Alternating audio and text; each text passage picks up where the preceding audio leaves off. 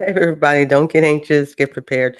Your career engineer right here. I want to welcome you to our June Ask the Career Engineer Q&A. This is an opportunity for you to ask your questions, join us live, or just enjoy the updates I'm going to share for this month. Remember, you can find everything about us at tcenow.com. You can find our latest events, our news, subscribe to our channels, all of our socials, all of that stuff. What's really important though, I want your comments and your questions. It really helps us do some make sure that we keep this show relevant and real for those who have real questions. So even if you miss me now, go ahead and send me email info@tcenow.com. I might select your question for what we discuss next time. Okay.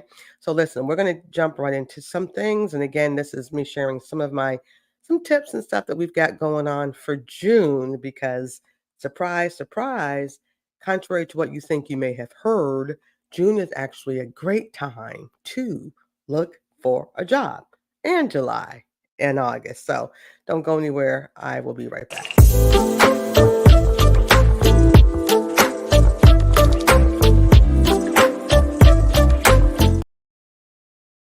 Yeah, I gotta. Yeah, listen. One thing I want to hit up before I jump into stuff, we've got a wonderful online event, not online, offline event happening in October. Right there, hit my website tcenow.com. We're having our first ever retreat. It's a reset and recharge retreat on the Virginia Beach oceanfront, like on the ocean, the waves. Like it's gonna be awesome. So would love for you guys to be there. So first things first, let's give you a little bit some information about what's happening in terms of things. Now, at the time of my report right here, we're going to have some brand new numbers coming out this Friday.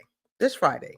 And even another number tomorrow. So there's going to be some new numbers in terms of the unemployment rate, job openings, and things of that nature. But last month, and I don't like to really date my content, but I got to give you something, right? So 3.9%. So I'm looking for when we get the new jobs report for how many folks were hired, what the unemployment rate. So if it's higher than 3.9, it just knows we're trending in a different direction. But I have a sneaking suspicion it's going to be this or a bit lower. So I'll be sending some information about that actually in our newsletter. So if you're not getting our newsletter, definitely hit our website, tcenow.com. You're going to get the numbers fresh when they come out from DOL and BLS. So we can have real numbers to chew on, right?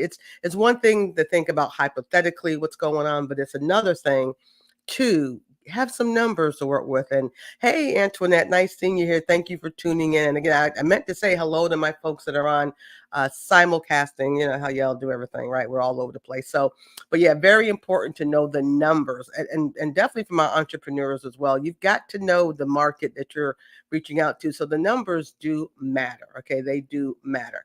But quick sidebar, talking about numbers. Yeah, have you gotten your copy of A Mind to Work, the career life and career planning guide for people who still need to work? And this is perfect for those who still want to contribute. You think you're retired? No, you're not. You're focusing on what's next, right? So for all of us, it's something to get. It's our third edition, and we really want you to go ahead and get. You can get directly from me at my website, or you can just go simply to Amazon and get it as well. All right. So let's jump into this. So I like to break you guys up. I don't know why. I mean, believe it or not, a career changer and a job seeker are two different people. I know you're all looking for something, but one of you is looking to move up or out. The other is trying to get their gig on, right? So I like to give some things unique to each of you. So here we go to my career changers. I want to give you some information. And job seekers, listen, it still applies to you. Contrary to what everybody thinks, June is a amazing month that often brings increased, you hear that word? Increased job opportunities, which means a lot of companies are actually putting more job leads out there, more opportunities. Yeah, there can be seasonal, like I live in a resort city, right? So, of course, the hospitality industry and folks like that are going to look for folks to staff for the summer. But that's not the only jobs. You have lots of regular, full time, year round, from ditch diggers to rocket scientists who are ready to increase their numbers. So please stop thinking that June is not the place to look for jobs after Memorial Day. Big mistake, not never going to happen. So please understand the good news. And that's why I think those numbers, particularly when they come out this Friday, I'm really looking forward to see, kind of where we're at.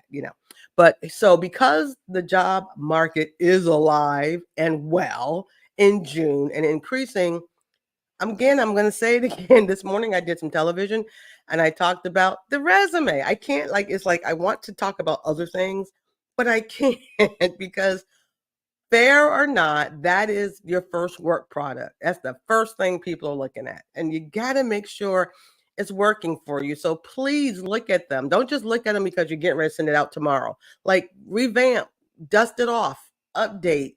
Look at the language, look at the grammar, look at the errors, look at things that way. Is your LinkedIn profile hyperlinked up there? Just it's your work samples, your brochure. It's the very, very first thing that someone's going to look at. Business owners, don't think you don't need a resume. Of course you do. Did you know that if you're going to go for contracts or anything like that, they want to see your resume? So it should still be an entrepreneurial flavor to it, but you still have to make sure it's selling you and what you can do. And y'all know those transferable skills. That's the money stuff. Like y'all think it's all just because I know how to code or something. It's those transferable skills. Can you sell? Can you administer? Can you manage? I mean, I'm telling y'all are missing the golden ticket right there. I can't talk resume without talking about what we do in the 21st century, right? All your social media platforms, and trust me, as much as I've been dealing with this stuff since they were born, right? Which tells you probably how old I am. The point is, they have to showcase your expertise and they have to showcase your accomplishments, right? They have to do that. Thank you for the push up. I'm trying my best to keep up the good work, right? We're talking about good news, so good work. But and what I mean by that is don't do what everybody else is doing. What's your thing? Share your thing. Share your expertise. Comment on things that matter. Share. I mean, if you got some, I'm not saying put all your jelly beans on LinkedIn, but I am saying why should I connect with you just because you want me to? No, what do you bring to the table? Are you blogging about stuff that's really good or podcasting about stuff that's really cool? I mean, I want to know why we should connect, just not just because you want to. I mean, come on, y'all can feel that, right? So please leverage it to show high value, which LinkedIn should be where we all are. But yeah, I know y'all got your TikToks and you got everything else. So, but just make sure you're not wasting your time with content that really doesn't give an impact. If I connect with you, what's going to happen? Give me some impact, and that's what we're looking for. All right, that's what we're looking for. To my job seekers, these are the folks that's looking to get hired right now. Maybe you're just you're in the middle of gigs. Let's just leave it there. You're in the middle of gigs. So what do you need to do? And again, if you have a question or comment, I want to put it here. And if you have a website or something, those of you who are tuning in live, I love that. I thank you for taking time to be here. Drop your website. I will give you an audio shout out right now. Right. So I love that. No pun intended. We're talking about networking, right? So network strategically, intentionally, on purpose, have a plan. I mean, all of those things, right? So not just at the regular wonderful places. You may be a member of like organizations, sororities, fraternities, professional things with your job. The barbecue. I mean, for real, we do a thing in TCE HQ. We have some chicken and we're doing the stuff we're supposed to do, but we're also connecting, right? So don't dismiss the barbecue or the beach. I'm just saying, if two people are in the room, it's a networking event. So think about that. And what would you say? You'll be strategic, you'll be intentional. When someone says, tell me something about yourself, bam, you know what to do without trying to be a stalker of them, but you know how to share your gifts and talents and expertise and leadership in a way that someone goes, wow, maybe we should connect. Oh, yeah, let's connect over a piece of chicken. I mean, come on, that's the magic thing. So we have to be strategically with how we network. And I also need those who are looking to get into a new gig, or yeah, those of you looking to move up. How do you sell yourself? Also known as networking. Okay. I mean, not networking, I'm sorry, interviewing. I'm not even looking at my own banners here. But how are you selling yourself? Interviewing is nothing more than a sales meeting. That's all it is. Learn from us. See if you get your book, A Mind to Work. We teach you about how to do all these things, how not to just interview, but how to sell you. Who are you? What do you have? What do you bring? How do you sell it? So if you're not good in that space, it's okay. Practice, practice, practice, practice. Get your friends, get your mentors, family, whomever that can help you to practice that skill. You do not want to practice at a sales meeting where somebody wants to pay you money and you've got a half hour to wow them. What you will do is won't. WON apostrophe T.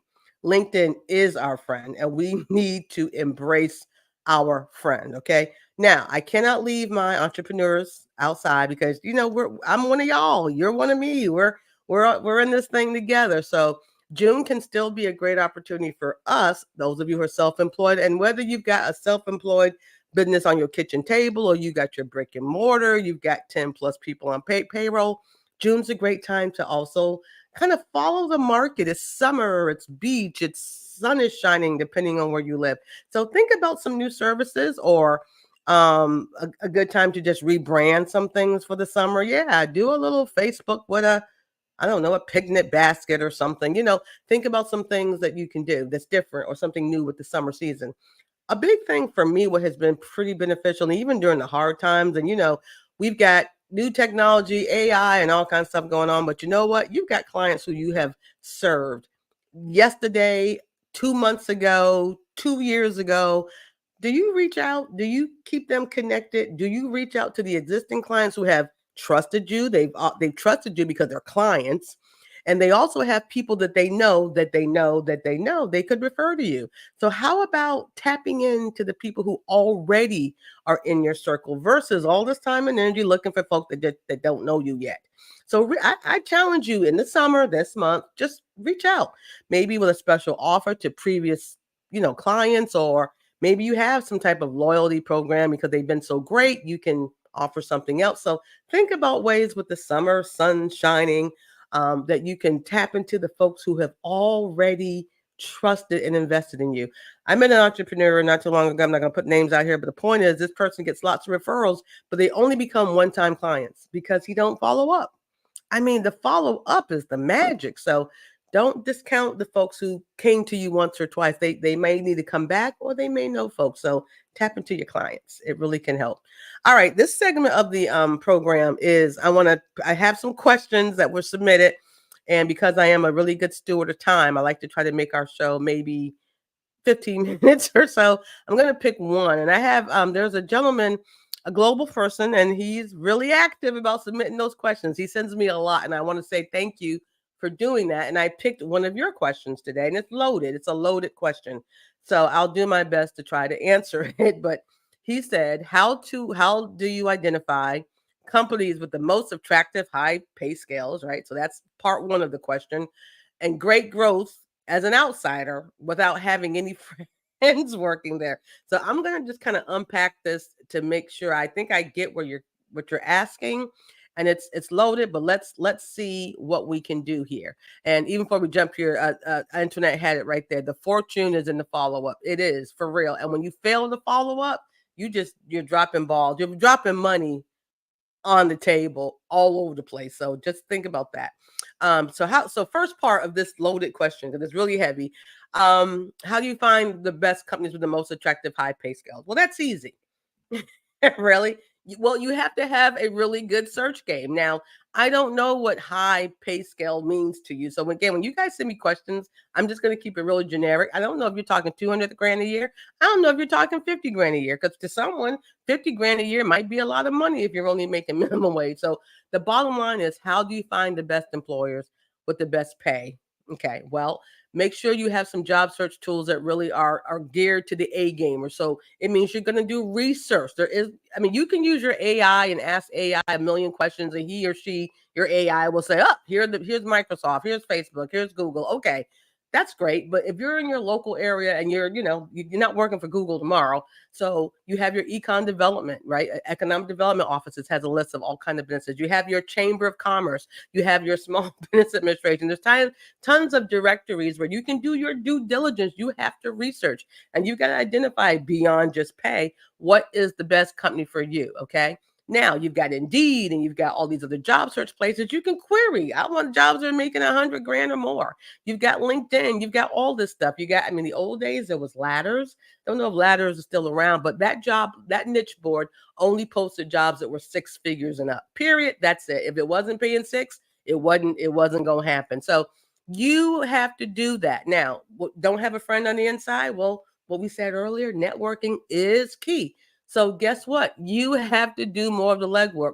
For example, if I want to work for NASA, which obviously y'all know I can't fly I always use NASA because it's rocket science, which is totally opposite for me. But if I did my due diligence and used Department of Labor information to find out what type of jobs at NASA pay 200 grand a year as a government job, right? And if it says you have to be a nuclear physicist, but I'm a customer service person, well, that just ain't gonna happen, is it? But if I want to make the most money at NASA, I guess I need to be a nuclear physicist. I'm not saying a nuclear physicist works at NASA, but what I'm saying is the pay has to come with the demand. It has to come with the skill. It's not just that the company wants to pay a lot of money.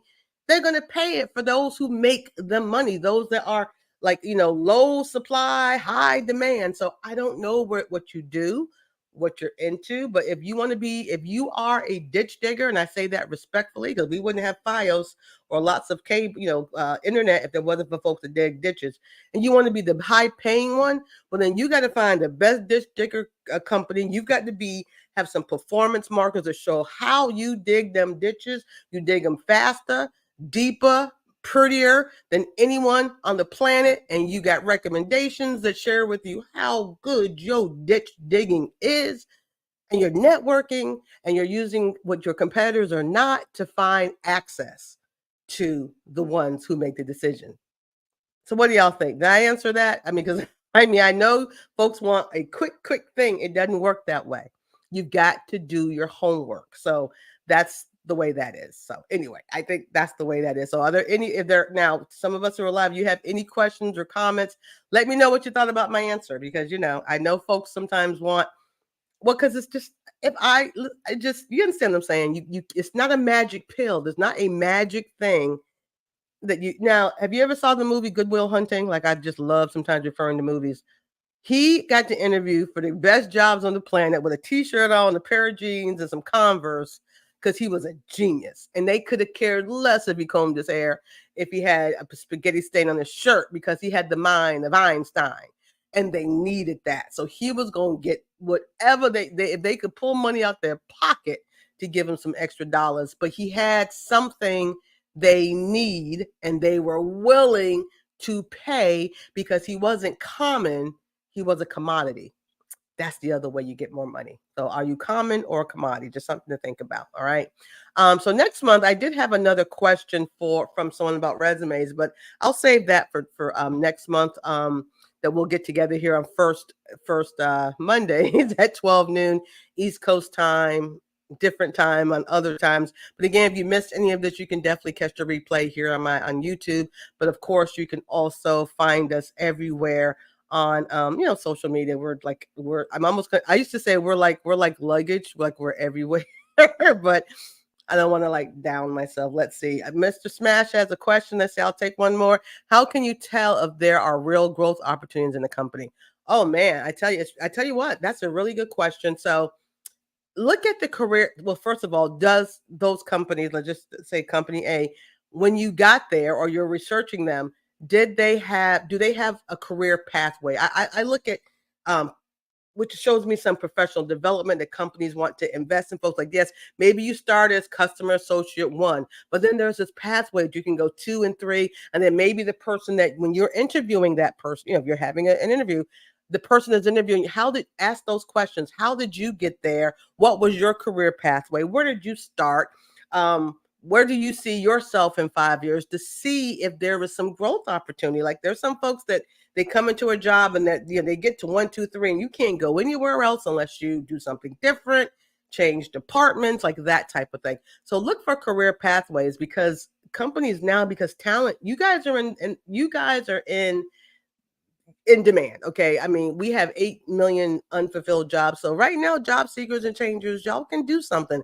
So now employers are putting more of that growth and that progression, their branding in their job descriptions and their LinkedIn profiles and things of that nature. But if you get that interview, ask at the interview, what is the career path?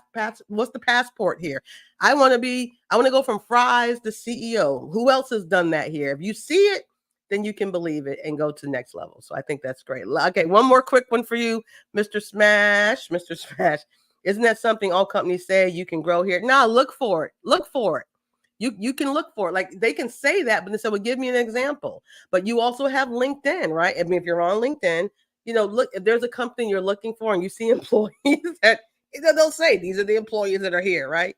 Look at their branding, look at what they're sharing, do some research on, look for, you can look for growth. And there's some other things you can do. Like, I know for me, I like, this sounds really boring, like I have no life, but I always like to read some of the business trade publications, acquisitions, mergers. I know, like for me, Virginia business. I'm headquartered in Virginia. We have these magazines, well, periodicals. I don't want to call them magazines, but if someone is acquiring, for example, Dollar Tree is homequartered here in Virginia, and I just found out, right, that they acquired like these stores in Texas due to they felt had bankruptcy and stuff like that. So my point is, I understand they're going to have more stuff to sell and things of that nature, right? So I'm looking at acquisitions, mergers. I'm also looking at lack of work. I'm looking at economic news. I'm looking at economic footprint. But then I'm also looking at and talking to folks who work there. Like in my networking, I'm asking, oh, you became, like, there's a friend I know, she's a VP now. Well, she wasn't always a VP. She was a first level business banker, something. And now she's a VP. So, some of this is your networking. Some of this is doing your research and due diligence to see what's really happening, not just, but hey, tell me about your progression. How did you get where you are? How long have you been here? 20 years? And you're just now one step above me? That may not be what I want to do. So there's more work you can do on your part to get that information. And that's the one challenge I definitely will say to just about everyone. There's some due diligence you have to do to get that real good stuff from these employers or potential employers before you make that move. Remember, just because you have an interview doesn't mean you have to accept the job, right? The interview is you seeing if they meet your standard, if they, if this is a place you see something and then you sense you can grow there. So that's what I have to say all about that. But thank y'all so much for being here. Like I said, we will be here first Mondays at 12 noon. We're here live.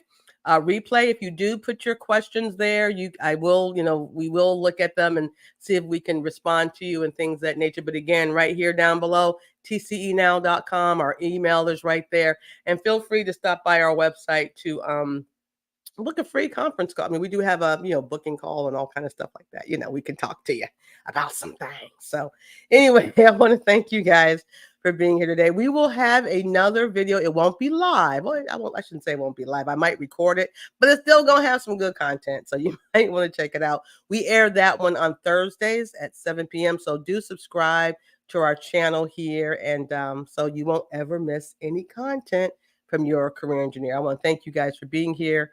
Have a blessed week. Go out there, make it happen. Make June your month to rock. Appreciate it. Y'all be blessed, and we'll chat soon. Thank you so much. Thanks for watching our Career and Business show. I hope you learned a lot about today's topic.